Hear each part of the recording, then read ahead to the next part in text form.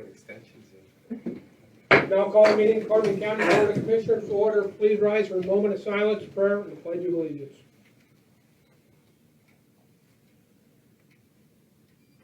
Oh God, thank you for the gift of this new day, and thank you for the blessings of this life.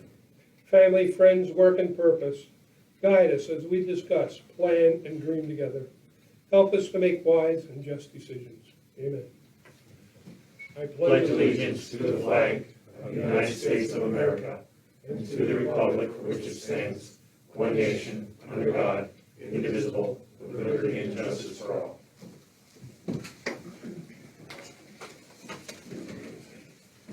These proceedings are being recorded for the sole purpose of constituting the accuracy of written minutes. Tapes are reused, eliminating recorded records of these proceedings. Approval of the minutes of the previous meeting held August 20th, 2020. So moved. Second. Mr. Arner? Yes. Mr. Lukasevich? Yes. Mr. Notstein? Yes. Are there any guests concerning county business at this time? Hearing none, we'll move on. Report of executive sessions held. There were none. Department reports. The budget transfers. Move to approve. Second. Mr. Arner? Yes. Mr. Lukasevich? Yes. Mr. Notstein? Yes. There are no supplemental appropriations. Expenditures, approval of check numbers 215190 through 215287 for expenditures to the general fund clearing account totaling $1,219,123.33. So moved. Second. Mr. Arner? Yes. Mr. Lukasevich? Yes. Mr. Notstein? Yes. The treasurer's report. Move to approve. Second. Mr. Arner? Yes. Mr. Lukasevich? Yes. Mr. Notstein? Yes. The personnel report. Move to approve. Second. Mr. Arner? Yes. Mr. Lukasevich? Yes. Mr. Notstein? Yes. There is no correspondence received. Adult probation. For approval, award of funding in the amount of $66,487 for coronavirus emergency supplemental funding through the Pennsylvania Commission on Crime and Delinquency for the term of March 16, 2020 through March 16, 2022. The application was previously approved on July 2nd, 2020. So moved. Second. Mr. Arner? Yes. Mr. Lukasevich? Yes. Mr. Notstein? Yes, at this time I'd like to call on Rick Parsons to talk about that grant a little bit. Good morning, Commissioners. You can You want to come up here because of being on camera? I don't necessarily want to be up here. Yes, good morning, Commissioners. So this is a grant through PCCD to assist law enforcement agencies with PPE, the personal protective equipment. Approximately $7,000 of the grant went towards reimbursing some of the agencies, both county departments and also other law enforcement agencies in the community for PPE that they previously purchased. An additional $36,000 approximately is being used to purchase new PPE. So what's happening is we've actually already ordered all those supplies. Once they arrive within the county, we will distribute across all the law enforcement agencies across the county to help supplement some of the supplies that they already have. And then the last part of the grant was $24,000, which is a lot of money, but I think it's so key piece of this grant, was for COVID-19 testing in our jail. Our jail is a small facility, and right now, when the individuals were coming into the jail, they're being quarantined for 14 days, so we could prevent COVID-19 from hitting our jail. And this allows us to test all the inmates right when they come into the jail, which expedites that process of being able to move into the general population.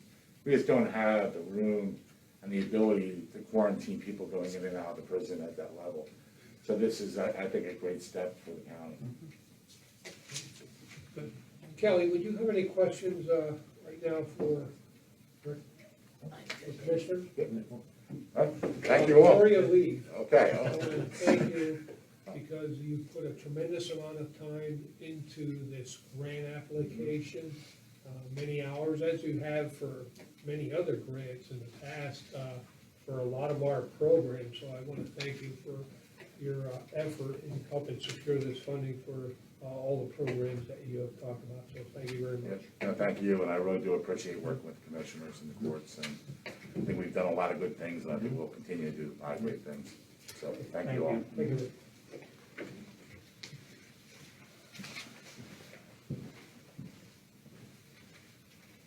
Okay.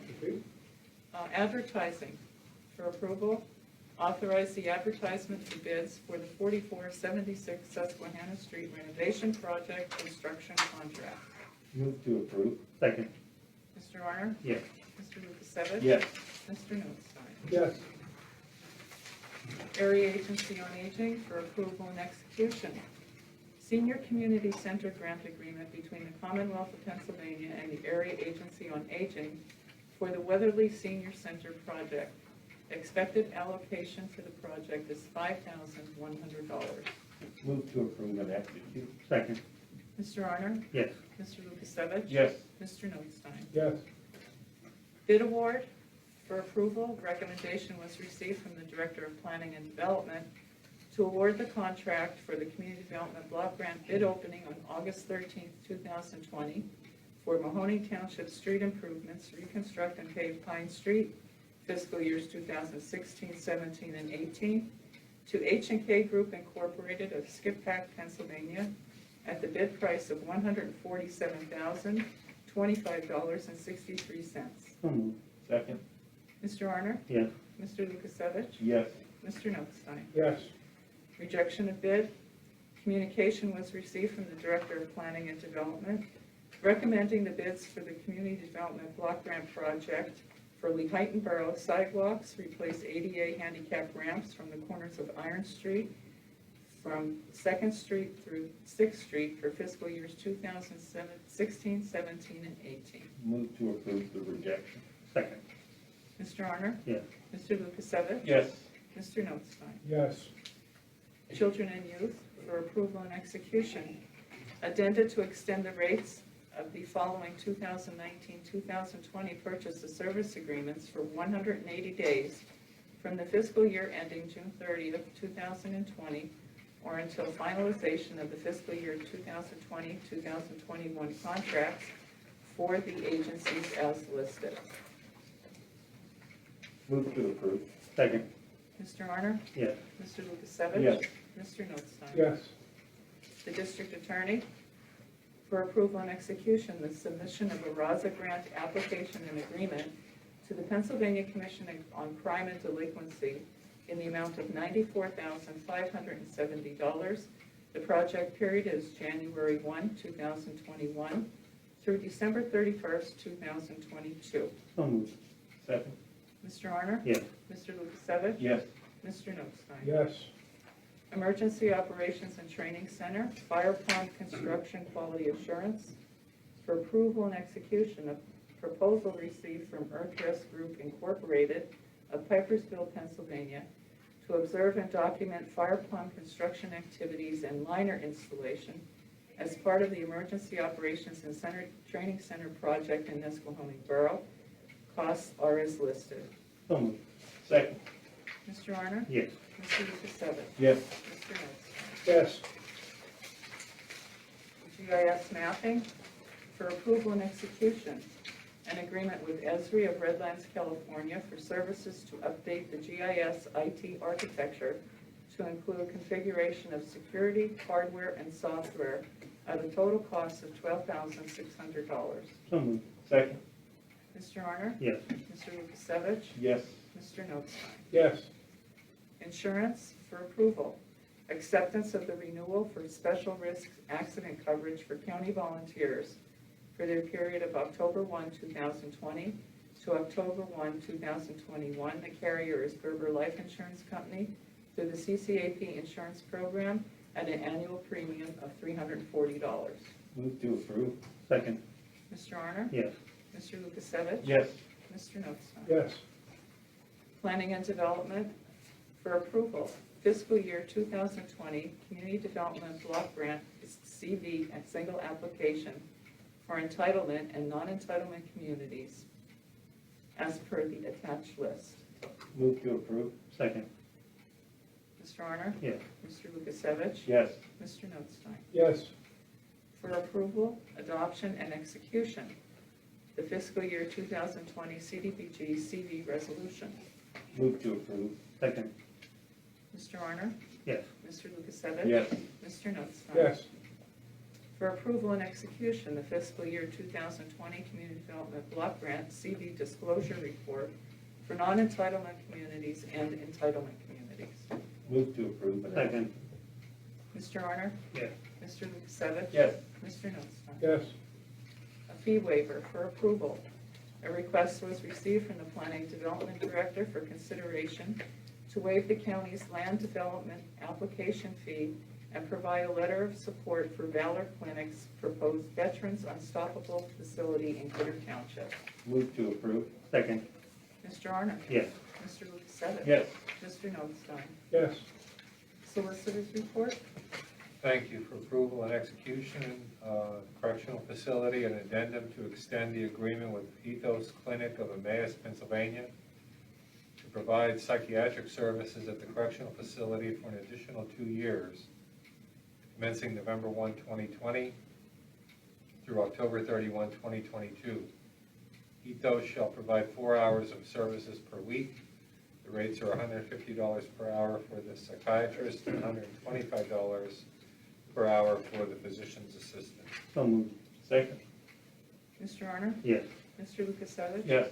Mr. Notstein? Yes. Parks for approval and execution, a request for use of the gazebo in Josiah White Park submitted by Heather Walk and Jeremy Smith of Lehighton for a wedding ceremony on Saturday, September 26th, 2020. Move to approve and execute. Second. Mr. Arner? Yes. Mr. Lukasevich? Yes. Mr. Notstein? Yes.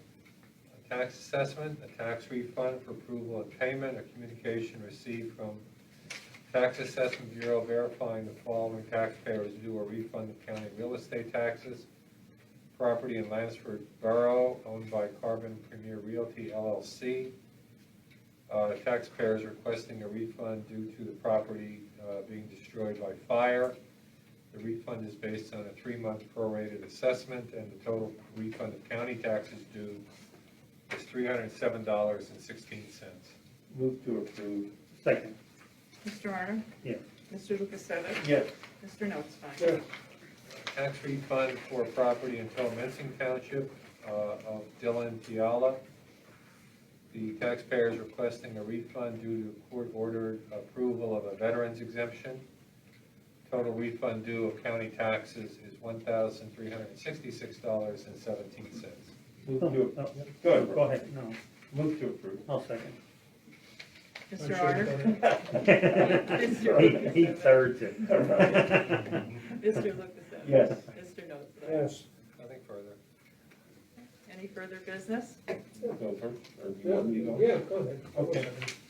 In alignment with our application of 20 August for COVID-19 relief county block grant funds and the designation of $500,000 to enhance broadband, I'll make a motion that the county releases an RFP to enhance internet access to areas in Carbon County classified as underserved or unserved in order to facilitate distant learning, telework, and televirtual medicine. I'll second that. Mr. Arner? Yes. Mr. Lukasevich? Yes. Mr. Notstein? Yes.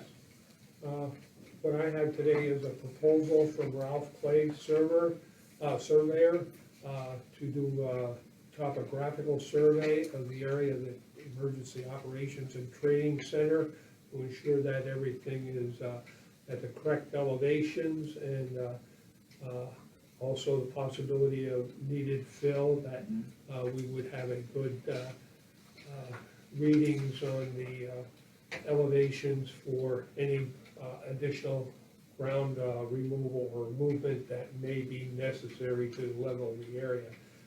It's a last minute thing. We had hoped our GIS could do it, and he was up there, and our equipment is just not accurate enough for this. And we will be the engineer gets this data, and it eventually gets turned over to us anyway for future use for the county. So it's a well worth issue that we should address, so.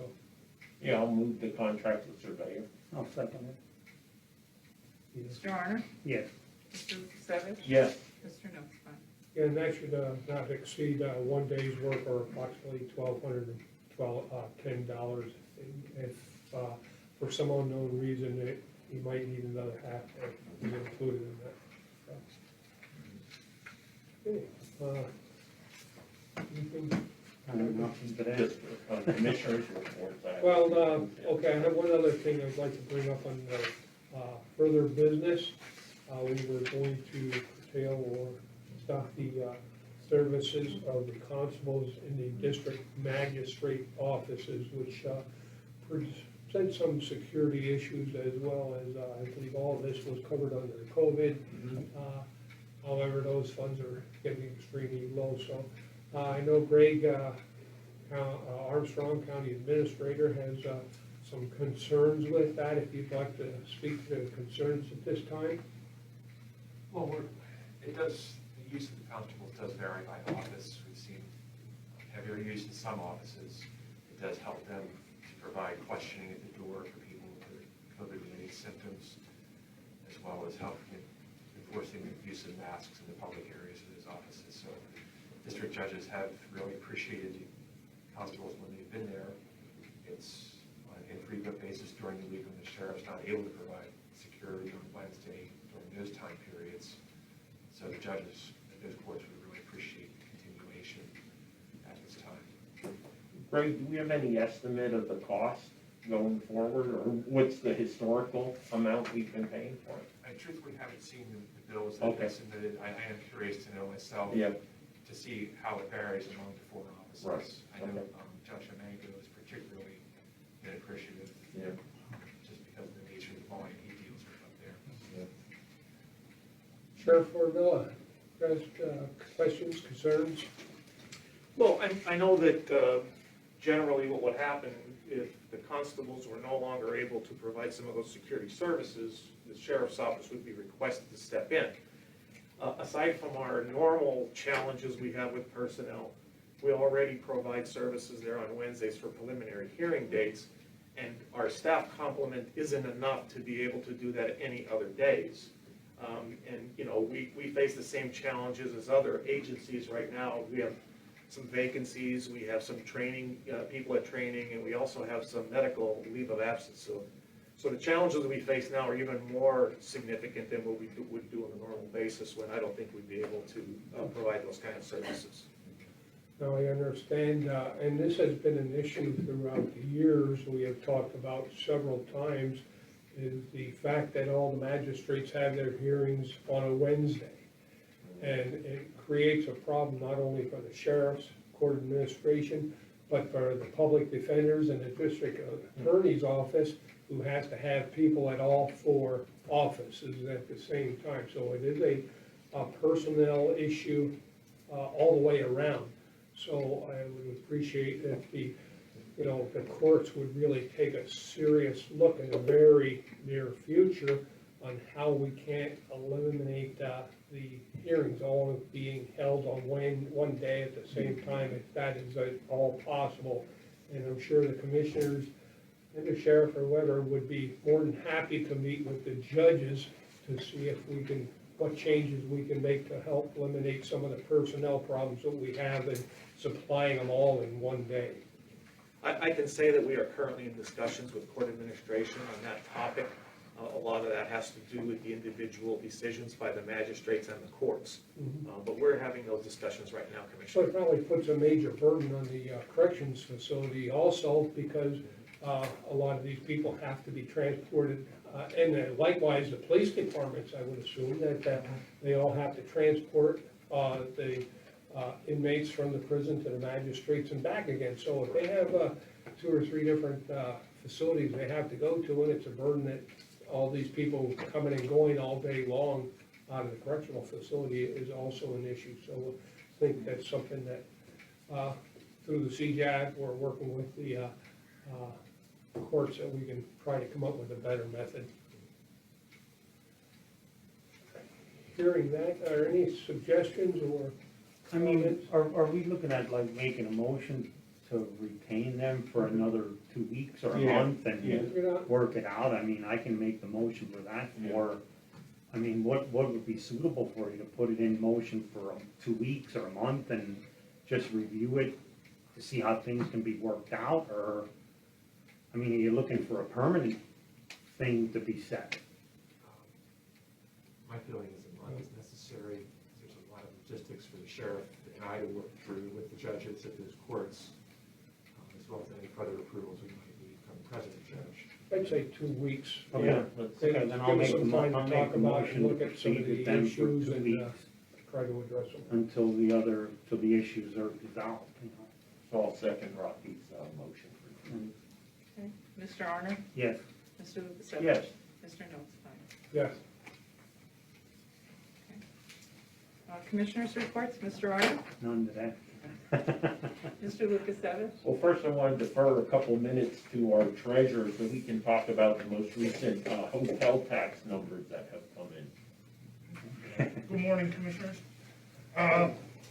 In today's invoices, we have distributed the second quarter hotel excise tax, and we were anticipating a bit of a change in the amount of revenue collected for the second quarter due to COVID. However,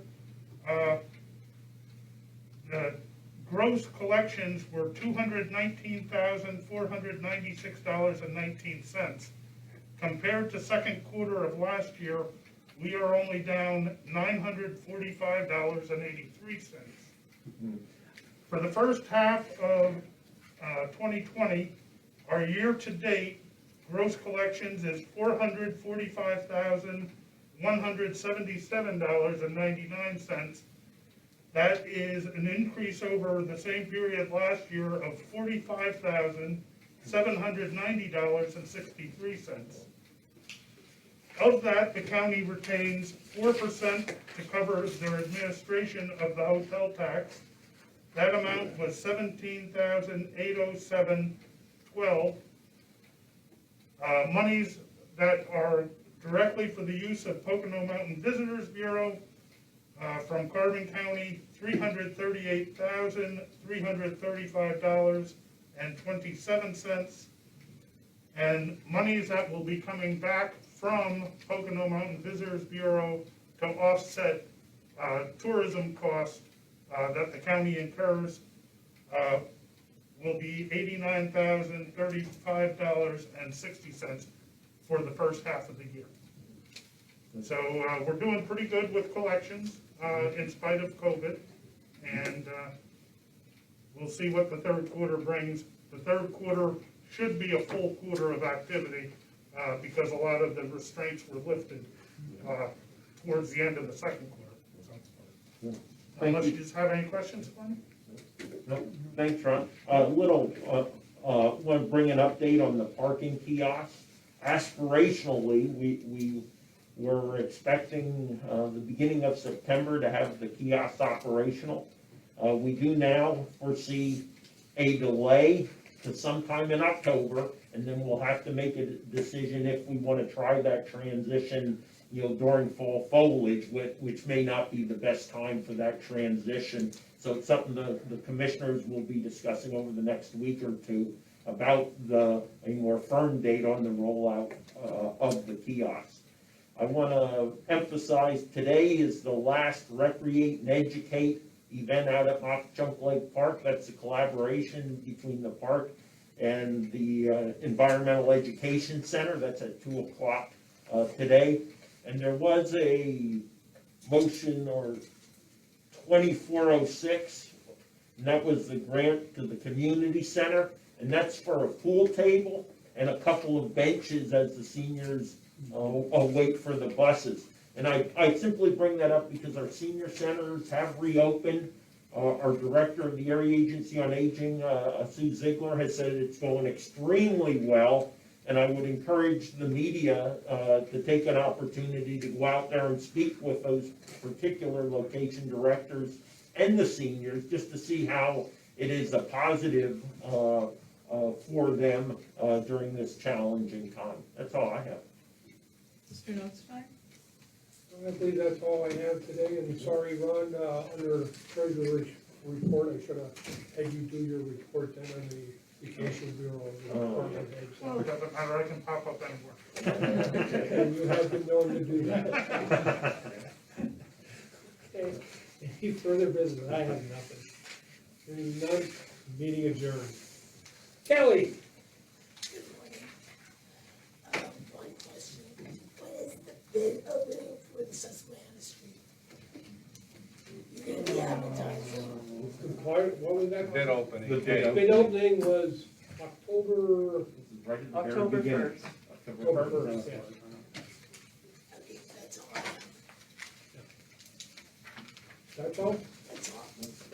Just talk about, I guess, with the 2 weeks with the constables, let's kind of talk about like what that kind of entails a little bit. More or less, Ray, that's your department, really, like you take the heat. Well, each constable has constables that work out of their, so each district judge has constables that work out of their office for warrant service. The constable fee bill does allow for security services to be paid to the constables, and that's how we've been paying them the hourly rates, be there for 3 or 4 or 5 hours per day, depending on what the judge needs on a particular day. It does vary. I mentioned Judge Emenko. He had his preliminary hearings on Wednesday. It's a busy day.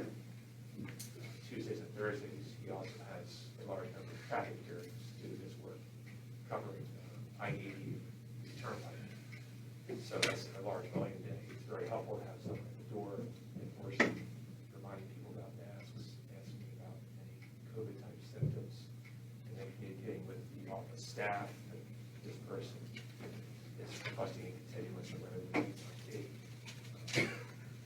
So they've found it very helpful to, they don't have the staff themselves to be stationed at the door, plus manage the court schedule and the paperwork that's required. So it's been a great benefit for them these days, those time periods when they do need assistance. Thank you very much for all I have. Any other questions from the media? Okay, thank you.